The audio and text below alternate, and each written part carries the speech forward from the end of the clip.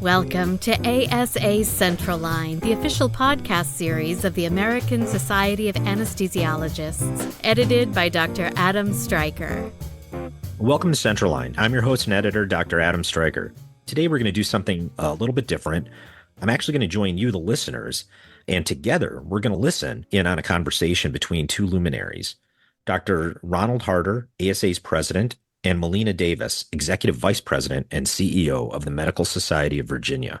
We're going to be learning about how ASA and the ASA Charitable Foundation are partnering with MSV and Vital Work Life to deliver ASA's new clinician well-being program, SafeHaven. I'm looking forward to learning about this new partnership and what members can expect from it. Also, just really happy to listen in. So let's hear what they have to say.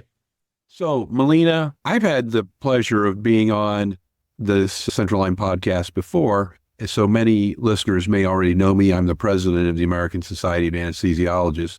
But let's take a moment to tell them who you are and to introduce SafeHaven to our listeners. Can you talk through its history and what was the genesis of SafeHaven program? And then what's your role within that?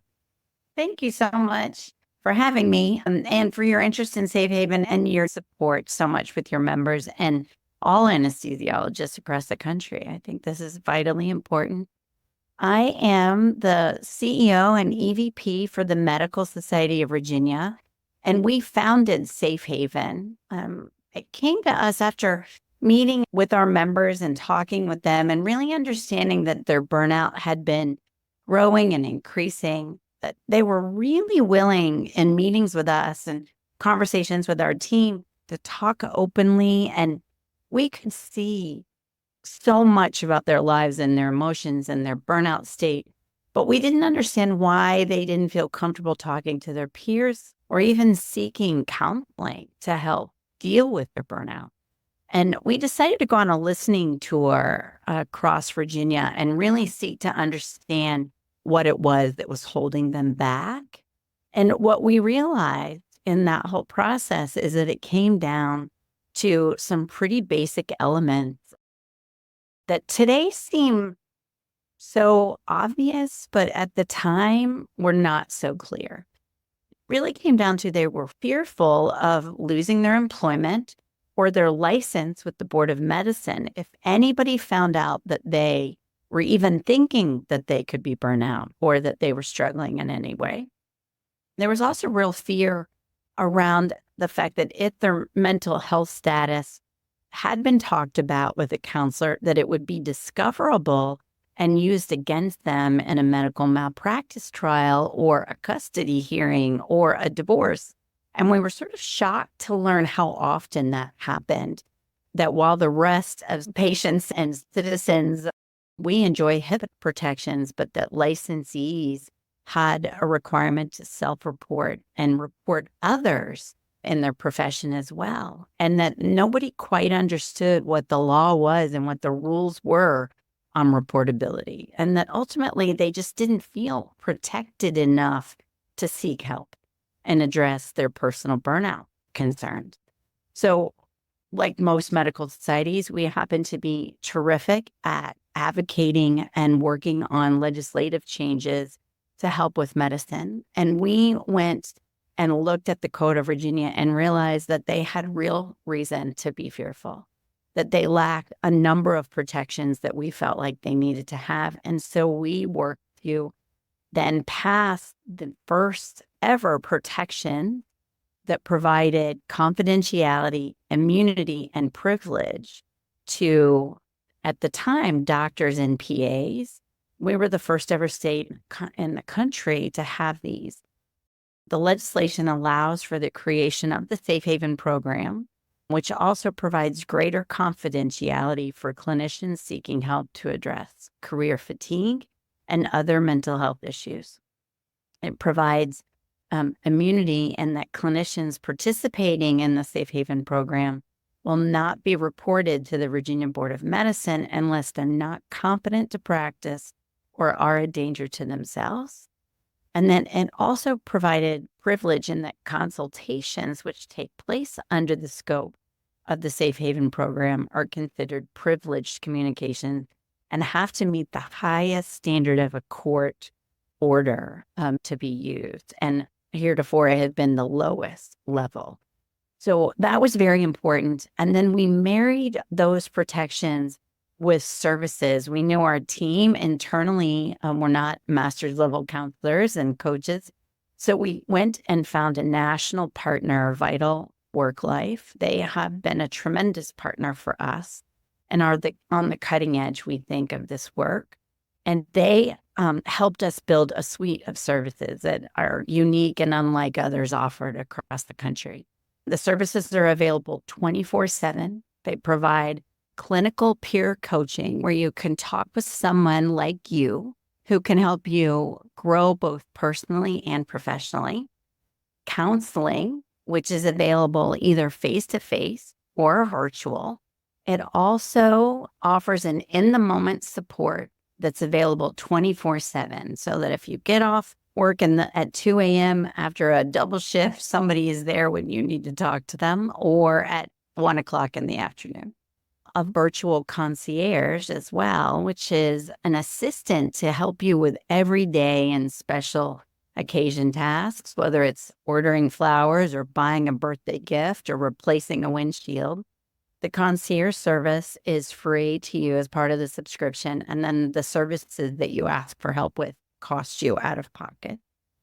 And then we also have the SafeHaven app, which is a mobile access resource that provides well-being assessments, insights, videos, education, and more so that you can keep learning and exploring when you have time and when you have the inclination. So the protections and the services together effectively are SafeHaven. And then since 2020, when we passed this, we've been able to extend it beyond physician and PAs to pharmacists, to nurses, to students, and then this last year to dentists. And now I'm happy to say we have full protections in 6 other states across the country. And 6 other states either have partial protections at this point and are going for more, or are working to bring protections to their state. And our hope is that we'll be at a tipping point here soon so that we could say it's everywhere and it's the new norm for taking care of our healthcare workforce. I would love to ask you a question.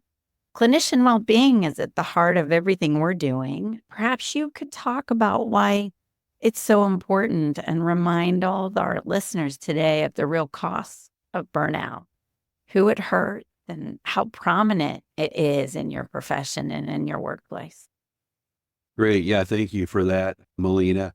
This is something that has been evident across healthcare, across all physician specialties, but is growing in its presence in anesthesiology, certainly in particular, which is what we're most focused on.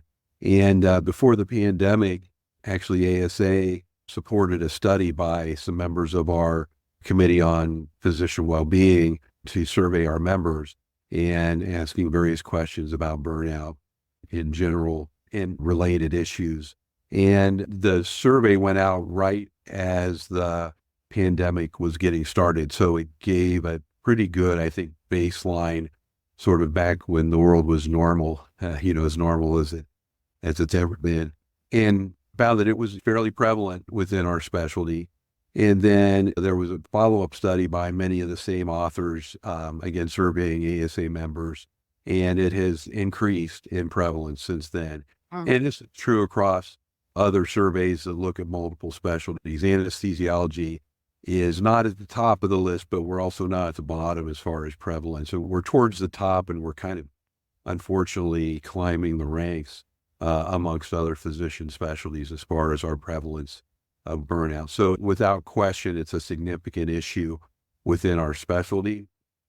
We're aware that there's a broad range of consequences that can happen, certainly the most dire being death by suicide. We're aware that that is unfortunately an issue that impacts far too many of our members.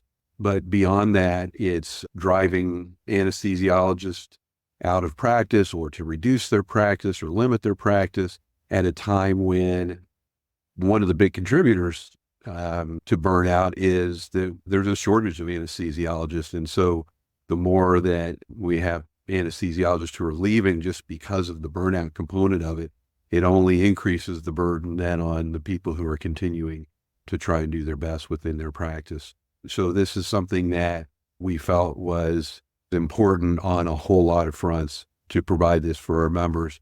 And even though there's various programs out there, I felt like as a leader within ASA that we ought to explore if there were things that ASA could do uniquely beyond what they could otherwise get either from their institution's employee assistant program or just seeking this out on their own. And we had explored building something like this up within ASA and recognized that it was going to be really a challenge for us to be able to pull all the resources together to have the expertise and be able to provide this type of program.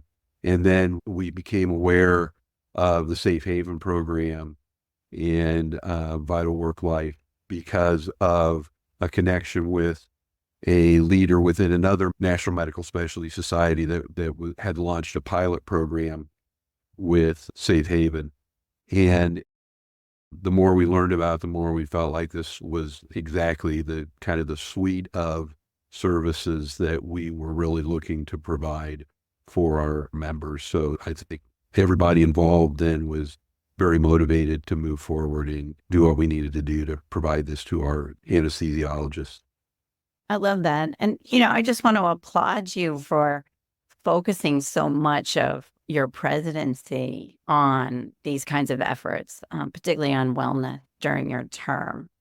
I think it takes real vision, and I think you have it. And I'm grateful for your partnership as we try to combat this across the country. Why is a specialty like ASA being involved in SafeHaven so important? And how do you see the role of ASA when it comes to supporting anesthesiologists and their well-being? Yeah, well, that's a great question. I think there's various benefits to anesthesiologists to having an entity like ASA be involved. One is that it can and has provided some financial support. Both ASA itself as well as our charitable foundation have provided significant financial support to allow this pilot program to be available at a significantly reduced cost. And so even though the price for the suite of services is already, I think, very competitive relative to what if you try to get these services on your own from various entities, it's a very nice price point. But we recognize that in particular, maybe residents, med students, even early career anesthesiologists might have a challenge with when they're, facing their own educational debt and other expenses to be able to afford this type of service. And so with our financial support, I think it brings it at a price point where it's more attainable for people at any career point. But I think the other thing that's very beneficial is that unlike employee assistance programs, even though they take great pains from every EAP program that I'm familiar with, they take great pains to reassure the people who participate that there's a wall between that and any sort of HR type of knowledge that would impact their credentialing to the medical staff. I think there is some skepticism of physicians that they just don't really want to always go to their employer to seek out this type of help. And so ASA is totally separate from their employer, and so they can receive these services. ASA doesn't even know who enrolled. SafeHaven doesn't know. Vital Work Life is the one that retains the roster, as I understand it. And so this is also not something that if somebody feels like, well, I don't know whether this will hurt my ability to seek a leadership role within ASA if I sign up for this. ASA doesn't know who signs up, and certainly your employer doesn't know. So I think the prevalence of this and the place where people are coming from is so varied that I think providing options for people on how to seek out these types of services hopefully makes it easier that everybody who wants these services will see a relatively straightforward path to get them. Yeah, I think those are excellent points. I just want to also give ASA kudos because I think endorsing a program like this and also providing some funding for it to encourage people also helps break down stigma and sort of disrupt the culture of don't ask for help, right? You don't need help. I think they're normalizing getting help and being healthy. I love that. I think that's a real leadership position. I'll just add to that. I think also a lot of credit goes to SafeHaven for the suite of services that you all have put together. It's not just counseling, period, end of sentence, and that's all that's provided. As you pointed out, there's coaching, there's various other just work-life support matters that also I think helps to reduce some of the stigma that you're not just purely, I'm seeking out a counselor. It's I'm seeking out a team to support the various needs that I have as a busy physician who's trying to keep everything moving forward between a busy job and obligations at home, et cetera. So counseling is certainly an important part of it, but it's certainly by no means is the full extent of what SafeHaven offers. That's right. I agree with that. Do you worry about all the things that are holding people back from seeking help? And what do you see as the most prominent or problematic barriers for people seeking help? And how do we get past it?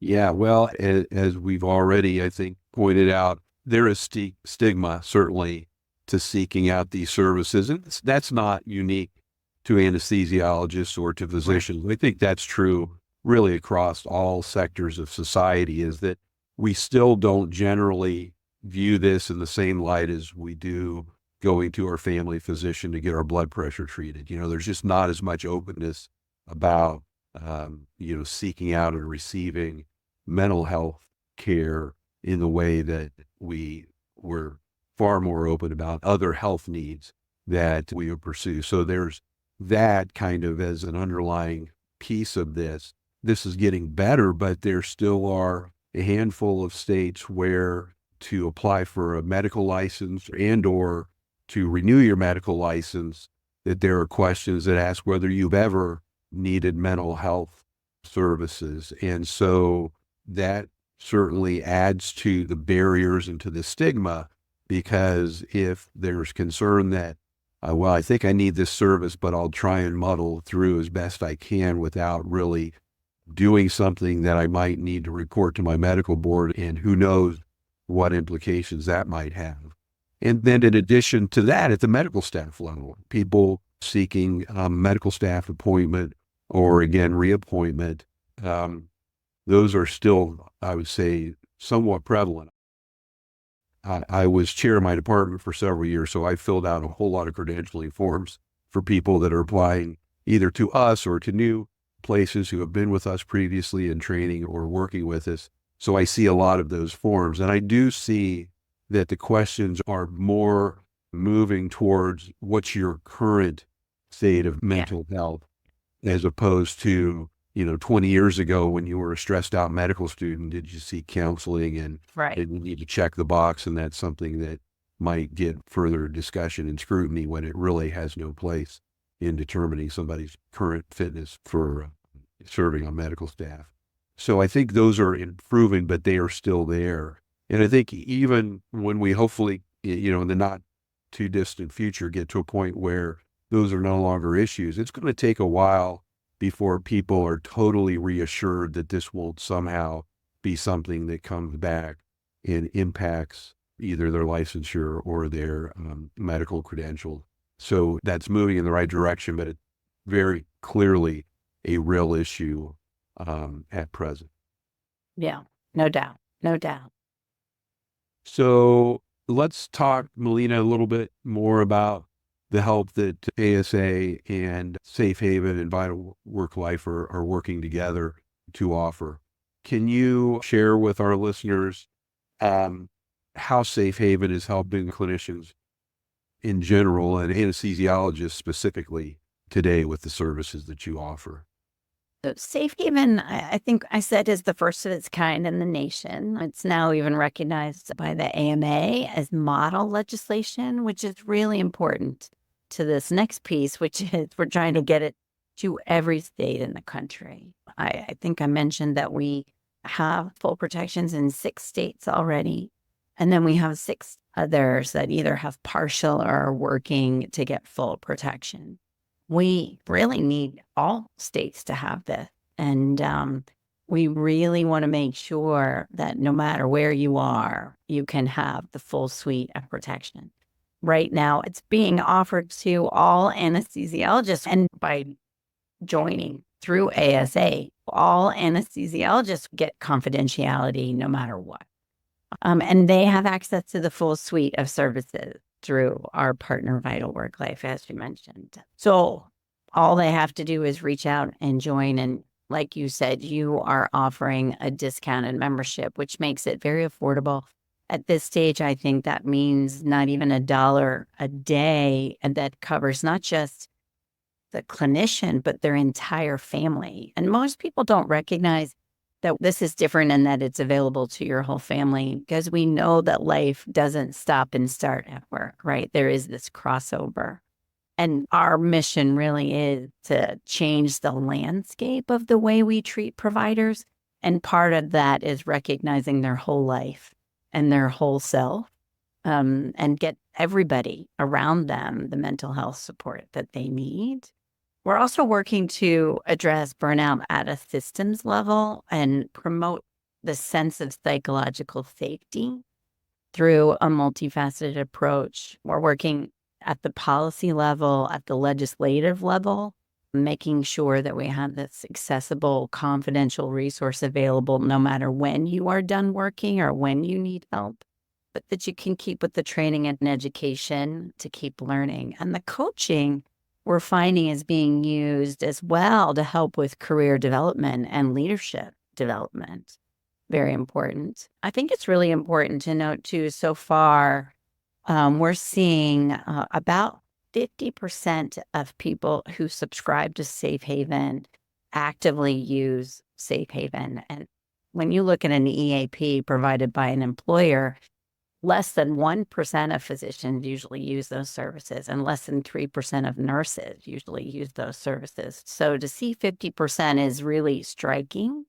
And early indications are that people who use SafeHaven are seeing a 20% reduction in their burnout. That's really important. That's a big movement.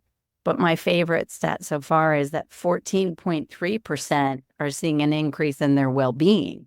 So not only are they seeing the burnout go down, they're actually seeing their well-being go up.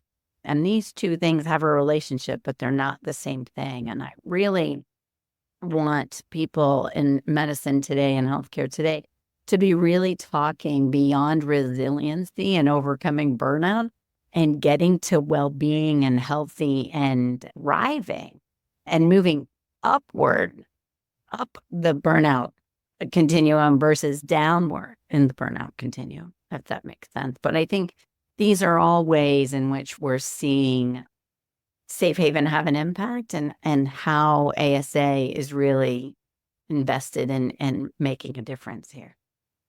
Yeah, that's a terrific point, Melina, that wellness is not simply absence of burnout. Absence of burnout is kind of step one of many steps, as you point out, towards truly having wellness and really having that broader well-being than just simply, I put out the fires of burnout, but I'm still not really at the top of my game, as it were. And just to underscore your point about the cost of the program now, so ASA has a pilot program that we launched about a month ago for 500 subscriptions. There's last count where we've got about 70 that have signed up in that first month. I haven't seen numbers in a week, so it might be a little more than that now. And so the price point of that is, with ASA support, it's less than half of the regular group subscription price. And so the price of this pilot program, a subscription with the support of ASA and the charitable foundation, is $149 for the duration of the 18-month pilot program. It started in June and it'll conclude 18 months from that. So as we sit here now and it's early July, there's about 17 months still remaining in the pilot program. And at $149, that's less than $10 a month, not only for the anesthesiologist who subscribes, but also for their family members as well, which for the services that are provided is really remarkable. Remarkable and important. And I think also my observation too, or my theory, I guess it's not even an observation, but that's great that there's been so great of a percentage of subscribers that are actually using the service. But as we were discussing this among ASA leadership, and we were talking about what are our metrics for success, how will we determine if this was a successful pilot and a successful launch? And I felt very strongly that we didn't want to have that bar for percentage participation be too high, like an 80 or 90%, because one, that's just way beyond what, as you point out, is typically seen in other types of assistance programs. But also, I think it's probably not unreasonable that people might sign up for this pilot, I've termed as, wellness insurance. So I may not need it today. I may not need it next week, but I might need it. I might have a difficult case, at 2 a.m. and I just need to talk to somebody. And that's another one of the important part of the suite of services is that 24/7, 365 crisis response that you may not necessarily have if you're the only physician that's in the hospital at 2 a.m. Within your department. That's tremendously valuable to have. And I would contend, even if you go through the entire pilot program and you didn't use it at all, there still is value to that. And I think just like having disability insurance, you may not need it, but you kind of know it's there if you do need it. And so I think we will see similarly that there'll be a pretty significant number of people who sign up that never use it, but it doesn't mean that it still didn't provide some value to them personally. Well, it's interesting that I just heard of an anecdote, a story where a radiology oncologist actually called in to the 24/7 hotline because they were feeling stress, not from work, interestingly, because their daughter was having mental health issues. She was going through a divorce and she was going through a career change, and she was calling him all the time at work, and he was getting stressed out by her stress, and he didn't know what to do. And through the assessment, they worked it out that first he was going to work with a peer coach to help with that sort of work-life balance piece. But then a counselor was also needed. And then he only had, I think, 2 sessions with the counselor, felt better, felt like he had built some skills, but then convinced his daughter to use the services, and she really benefited. And so sometimes you just don't see things coming, and you may have everything in order, but something shifts in the people around you and how you want to help them or how you can engage with them. You might need guidance and help. So that insurance can kick in, like you say, where you have a backup. You can call somebody and figure it out, even if it wasn't as much about you. Great point.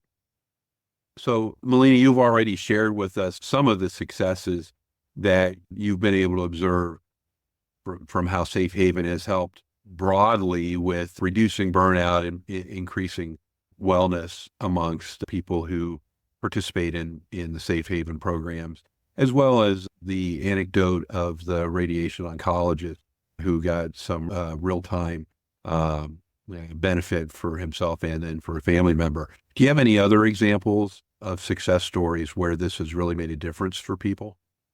2 that I think are really important for people to hear about. And one had to do with a financial consultation to help a student with their loan stressors. Well, it's actually a resident had called in, and after talking with their colleagues about their student loan repayment option and wondering what was the best way to navigate them. They were feeling stressed, but frankly, they just didn't know which way to go, and they didn't know what avenue to go down that was best for them. The resident then called Vital Work Life after a fellow resident shared the information that she had gotten and how it had helped her make some important decisions and set her up for success.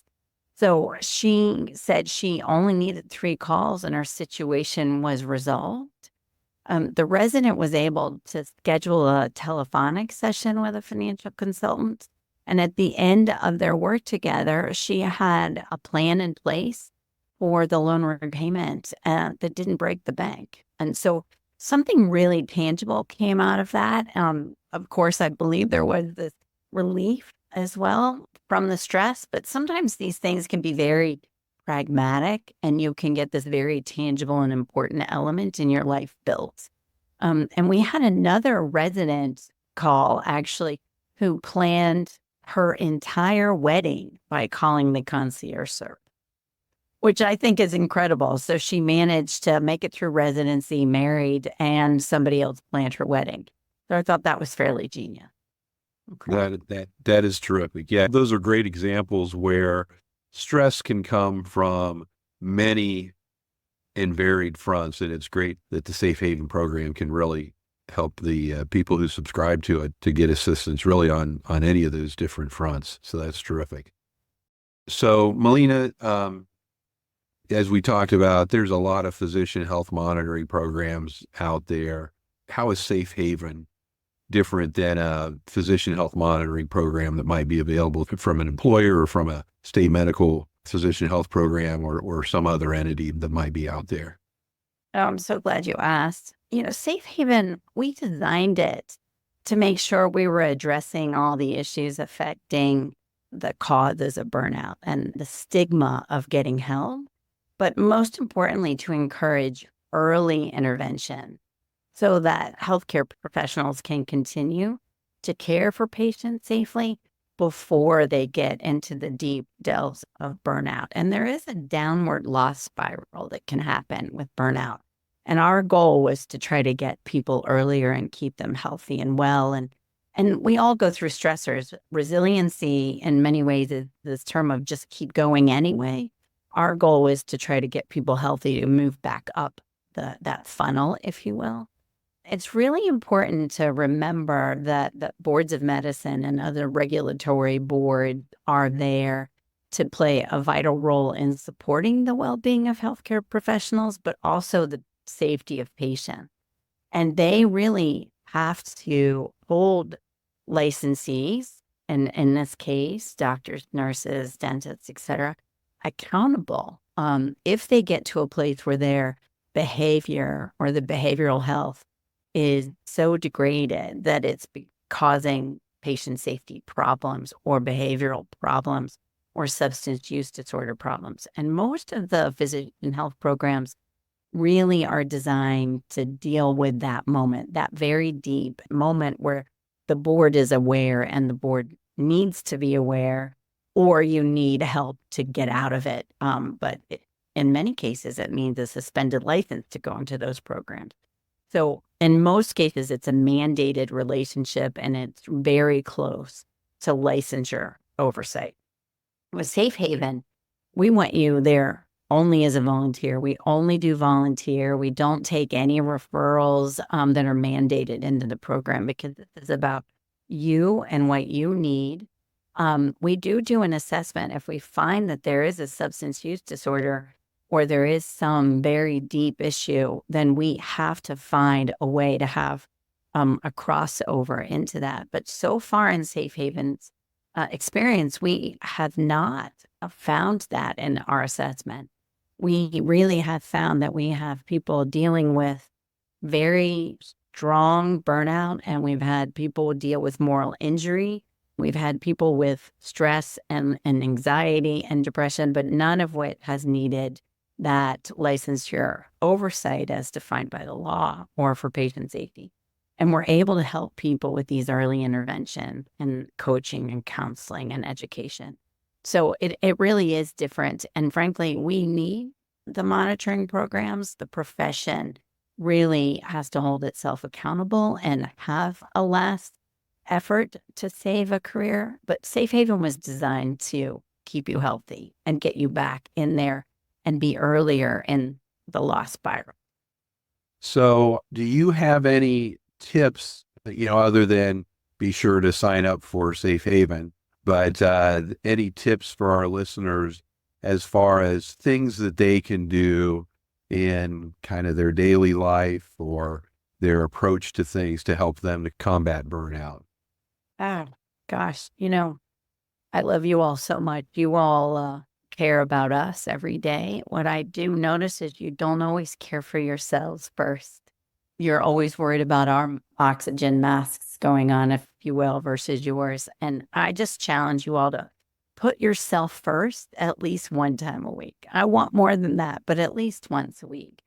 Pick a weeknight that's dedicated to just something that you want to do, something that fills you back up, that gives you hope, that gives you life force, that gives you health.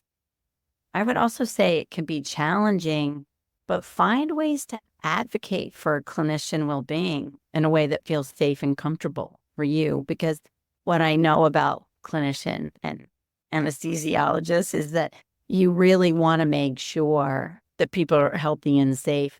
And it's okay to say that out loud. And that changes the dynamic where you become an advocate and you feel good and strong in that space. And it starts to make a difference in the culture.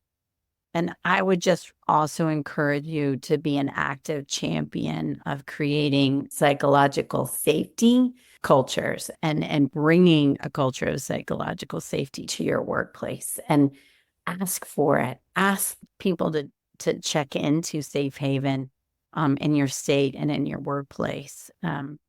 You deserve to have this, and advocating will feel very empowering to you. But remember just to take care of yourself as well. So those are my best tips. Yeah, thank you. That's terrific advice. I think that physicians in general and anesthesiologists are certainly no exception, that we work incredibly long and stressful hours, and in many cases have other administrative or academic duties in addition to clinical duties, and be there for all of the family type of support and activities, and get 8 hours of sleep every night, and work out 3 times a week, and it's very quickly there's just not enough hours in the week to accommodate all those things. So I think that's terrific advice to, at a bare minimum, carve out some chunk of time that's truly for yourself and for your own well-being. Yeah. Dr. Harter, I have one last question for you. When should people reach out, and how do they get involved to find help for themselves, a friend, or even bring SafeHaven to their state? Well, that's certainly an important question, and it's a good one to wrap up our discussion on. So I think they should reach out. They certainly should not wait until they are literally at the brink where they just can't fathom going on another day, continuing doing what they're doing another case, whatever the situation they find themselves in. I think there's enough challenges and stresses that anesthesiologists face that getting support from SafeHaven or some other, similarly situated type of program, I think that's something that everyone really needs to consider pursuing for themselves. And as we talked about earlier, the more that this is something that people do, the more that it normalizes it and reduces the stigma for the rest of our colleagues. That would be my first piece of advice, is no time like the present to seek out those services. And I think, finding help for themselves, for a friend, I think that there's a lot of places to turn for that. SafeHaven is certainly one of those, but, certainly colleagues, family members. It's pretty clear that from various studies on burnout that having support at home or at work or both, those are really important components of reducing burnout. And so having someone to reach out to, talk to about these things. And likewise, if you have colleagues that are having issues, if they reach out to you to direct them towards some resources that can help them. And then I think within their state, really, I can't commend Medical Society of Virginia enough for all that they've done for creating SafeHaven and creating safe spaces with respect to licensure within their state and now several others. And so if your state doesn't have those types of protections, I would say they could reach out to the Medical Society of Virginia, and I'm sure that they could provide some guidance on how to bring those types of protections to their state.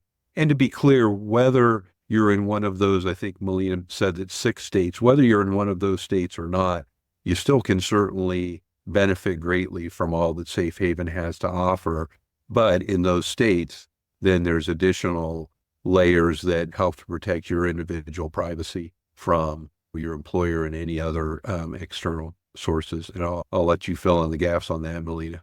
That's perfect. Well, if people want to reach out to SafeHaven, they can first check out our website at www.safehavenhealth.org, or they can write to us by email at safehavenhealth@msv.org.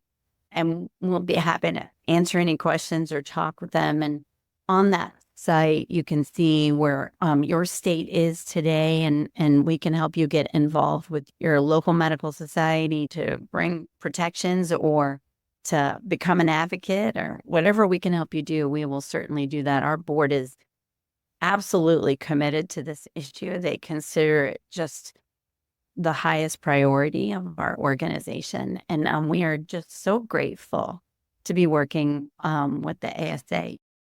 You all are visionaries, and you clearly care about anesthesiologists and medicine and making it healthier. And you're really setting a new national standard with this program. And we just can't say enough about how grateful we are to partner with you. Really, truly. Well, those are very kind words, Melina, but I really appreciate that you all have this type of program that we could offer to physician anesthesiologists. So I thank you so much for all of the great work that you and your colleagues in the Medical Society of Virginia are doing on this front. Thank you. It's been a great conversation. Thank you. Well, that was an interesting and informative conversation. We certainly appreciate Dr. Harter and Melina Davis for dropping by and sharing their expertise and passion for this very important topic. If you'd like to learn more about the program and how it can help you or a friend, visit asahq.org/safehaven and come back soon for more Central Line. Subscribe to Central Line today, wherever you get your podcasts, or visit asahq.org/podcasts for more.